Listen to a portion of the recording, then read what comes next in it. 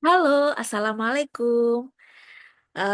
Pada kesempatan kali ini, saya, Marita Lailatul Fitri, dengan NIM 2404010200054 akan menjelaskan terkait tugas UTS saya dengan mata kuliah bernama Deep Learning dengan dosen saya, Bapak Catur Nugroho, Eskom, Mkom.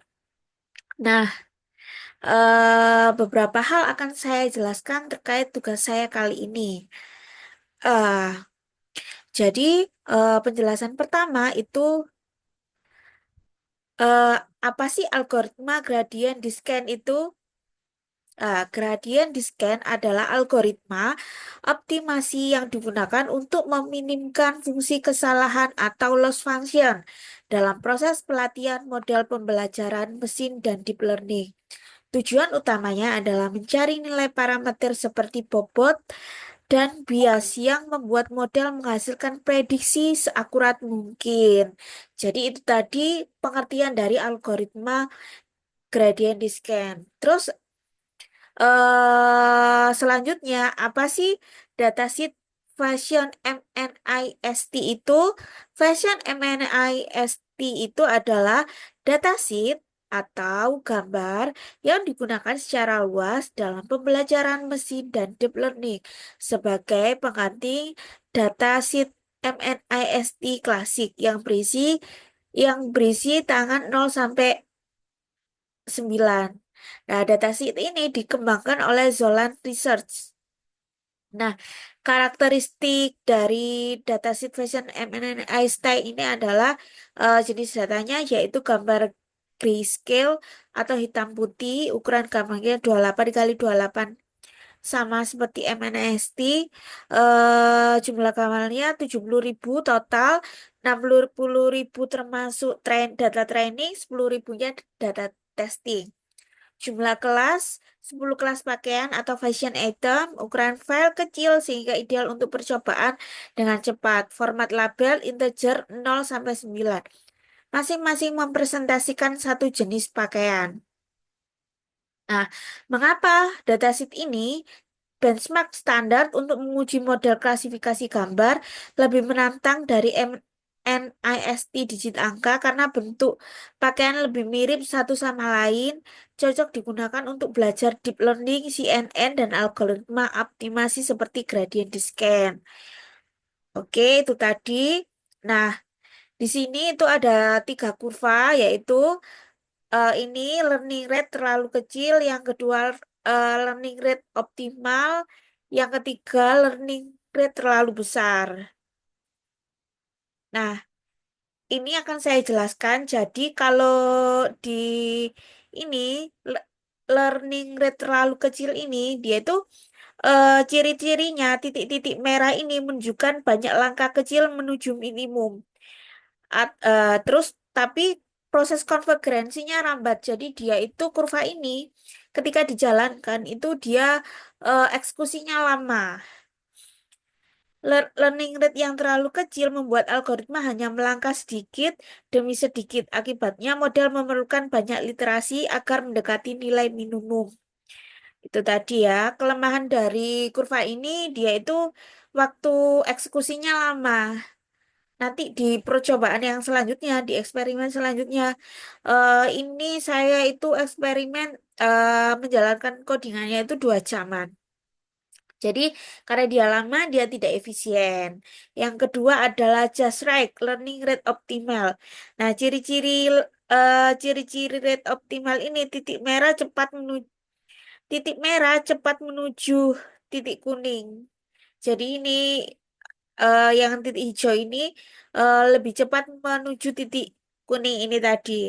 Nah, learning rate yang tepat akan mempercepat proses konvergensi ke nilai minimum loss. Algoritma membuat langkah yang cukup besar tapi masih stabil. Nah, kelebihan kurva yang kedua ini dia cepat dan efisien, ideal dalam kebanyakan kasus.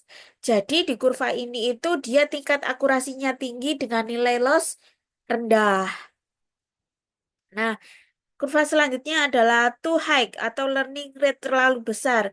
Ciri-cirinya langkahnya terlalu besar, garis biru ini panjang bahkan melampaui titik bukan melampaui titik ini ya, tapi dia melampaui titik minimum. Dia sampai di sini, sampai keluar garis kuning ini. Nah, learning rate yang terlalu besar menyebabkan model berso, beros, beros naik turun tajam dan bisa gagal menemukan minimum loss. Jadi dia susah untuk menemukan minimum loss-nya. Tapi dengan minimum loss-nya yang tinggi, tapi dia tingkat akurasinya rendah biasanya yang kurva yang ketiga ini. Nah, untuk rumusnya ini W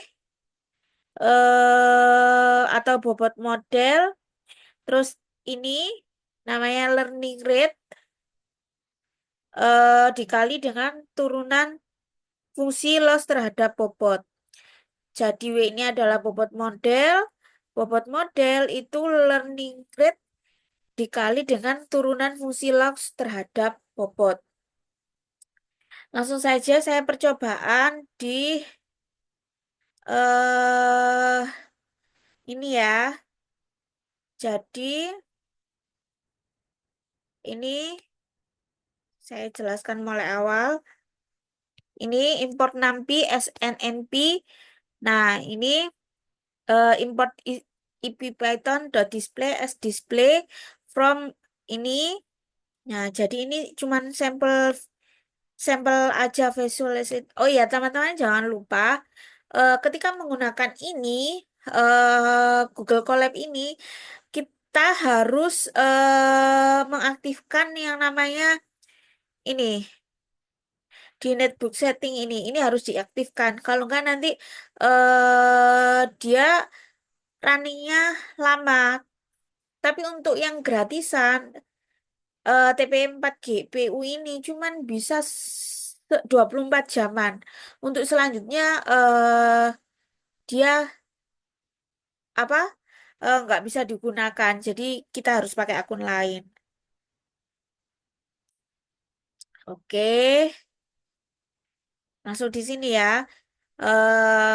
Ini import TensorFlow STF from TensorFlow import class pesan lab TensorBoard. Ini hapus semua rekaman data TensorBoard dari eksekusi sebelumnya. Jadi itu tadi fungsi ini itu ini untuk menghapus transport dari eksekusi sebelumnya. Pastikan Anda menggunakan GPU agar pembuatan model N jauh lebih cepat. Tadi ya kita sudah mengaktifkan mode GU. Nah, tadi kan ini disuruh hapus. Ini sudah ya no running proses found. Nah, terus selanjutnya ini fashion sama dengan keras datasheet fashion MNIST. Extend, YTrend, Xtest. Nah, Extend, Xtest, Extend 255.0 tesnya 255.0. Nah, ketika di running keluar ini untuk datasetnya fashion MNIST. Terus selanjutnya, mari kita lihat data MNIST secara random. Nah, Anda dapat eksekusi sel ini berkali-kali dengan menekan Ctrl and Enter atau tekan ini ya teman-teman. Jadi import ini kita bikin extract ini plus 2. Nah, runningnya ini.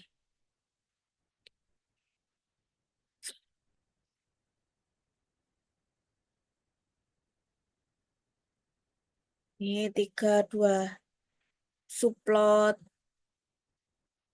321. Itu ya teman-teman.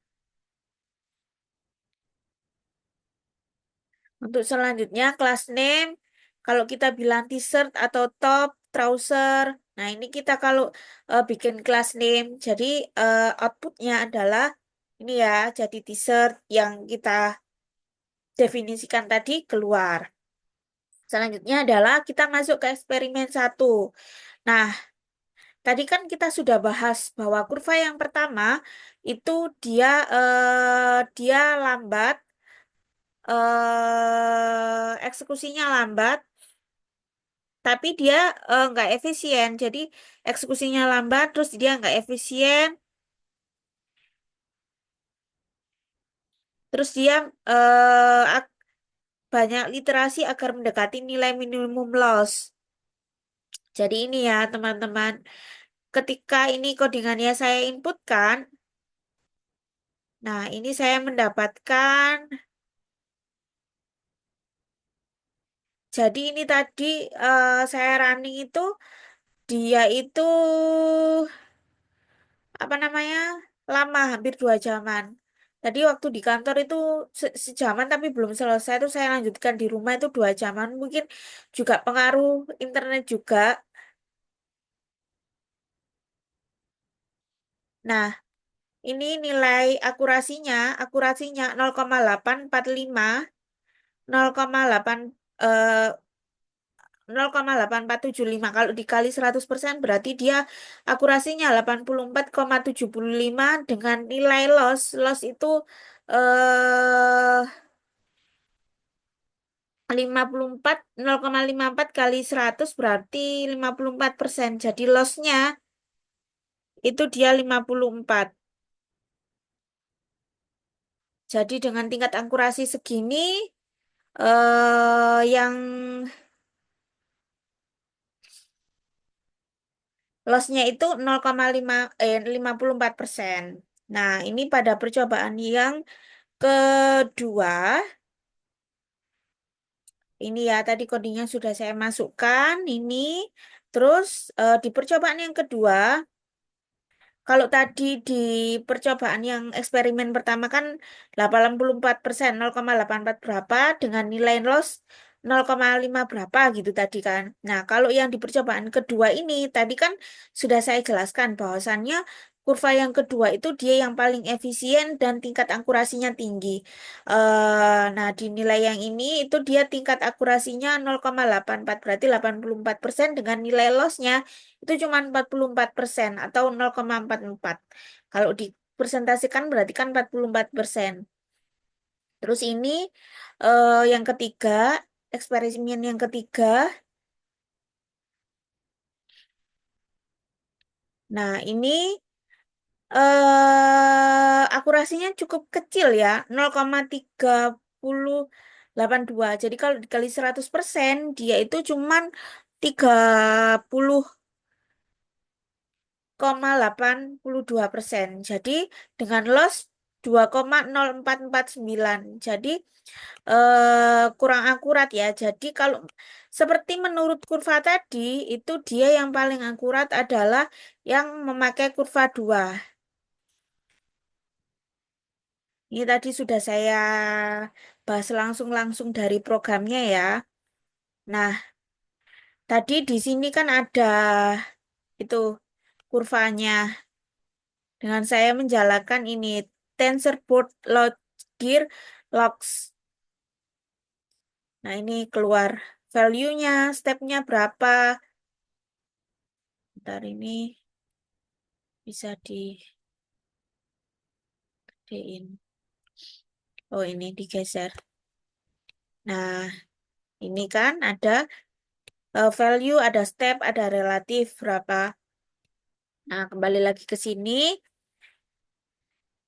Nah, tadi kan sudah saya jelaskan perbedaan hasil eksperimen 1, eksperimen 2 dan eksperimen 3. Terlihat sangat sekali mencolok. Ini sama ini memang hampir sama, tapi loss-nya beda. Tingkat ini loss-nya, tingkat anomali apa ya? Loss itu ya kayak anomali, tingkat ketidakakuratannya jadi 54%. Kalau yang ini cuma 0,4. Nah, kalau yang hasil eksperimen 3 itu 0,3. Terus ini 2,04. Berarti kalau yang ini dia akurasinya 30% dengan nilai loss-nya itu dia eh dengan nilai loss-nya tinggi sekali nih, hampir 200% yang eksperimen 3. Berarti sesuai dengan kurva tadi, eksperimen 2 ini kan menggambarkan kurva 2 tadi. Dia yang paling efisien dengan tingkat akurasi yang paling tinggi. Jadi ini ya, sesuai dengan ini. Jadi sesuai dengan ini, yang paling enak digunakan adalah yang kurva just right atau learning rate optimal. Jadi dia ini kelebihannya cepat dan efisien, ideal dalam kebanyakan kasus. Terus dia efisien karena dia runningnya itu cepat. Jadi gitu ya, kita ketemu kenapa perbedaan ketiga kurva ini. Ini yang learning rate terlalu kecil, ini learning rate dalam gradient descent, atau learning rate paling optimal, terus yang ini learning rate terlalu besar. Ini tadi, ini sama akurasinya, tapi dia ini pengerjaannya lama dan lossnya tinggi. Kalau ini lossnya lebih rendah. Ini sama ini. Kalau ini akurasinya rendah dan lossnya tinggi. Jadi yang paling optimal setelah kita membuktikan dengan merunning program tadi, dengan mengerjakan Vision Data MNIST tadi, kita bisa mengetahui bahwa kurva yang paling baik adalah yang learning rate optimal. Jadi, segitu saja penjelasan dari saya. Semoga bisa membantu. eh Kurang lebihnya saya mohon maaf. Terima kasih. Wassalamualaikum warahmatullahi wabarakatuh. Bye bye.